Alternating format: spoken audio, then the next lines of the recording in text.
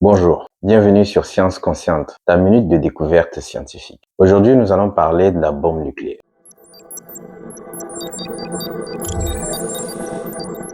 Une bombe nucléaire fonctionne grâce à une réaction nucléaire libérant une immense énergie en très peu de temps. Il existe deux grands types de réactions nucléaires. La fission nucléaire, qui est une division d'atomes lourds comme l'uranium ou le plutonium, ou la fusion nucléaire, qui est l'assemblage d'atomes légers, encore plus puissante que la fission nucléaire. Dans une bombe à fission nucléaire, des noyaux atomiques sont divisés, déclenchant une réaction en chaîne incontrôlée. Cette réaction libère une énergie sous forme de chaleur extrême, d'ondes de choc, de rayonnement ionisant. La température au centre peut atteindre plus d'1 million de degrés, comparable à celle du Soleil. L'explosion produit une boule de feu, puis un champignon nucléaire caractéristique. Les effets destructeurs sont multiples. Destruction des infrastructures, brûlure des êtres vivants, irradiation provoquant cancer et mutation, contamination durable de l'environnement. Historiquement, les seules utilisations de la bombe ont eu lieu lors de la Deuxième Guerre mondiale. Le bombardement à Hiroshima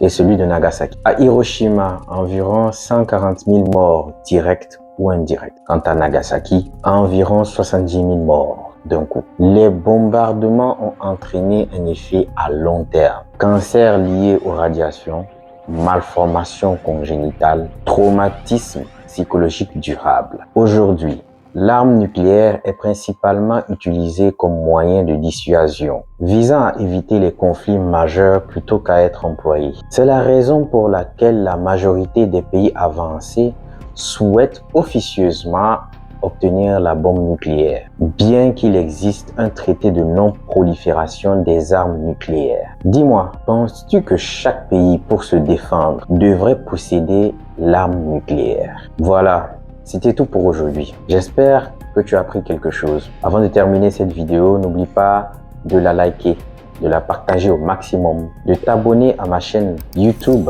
Facebook et TikTok pour me soutenir. Et surtout, si tu as des suggestions sur des sujets que tu aimerais que j'aborde, n'oublie pas de me contacter par mail. Je mettrai tous les liens en description. Sur ce, n'oublie jamais une chose, cherchez toujours la connaissance. On n'est jamais ni trop jeune ni trop vieux pour apprendre.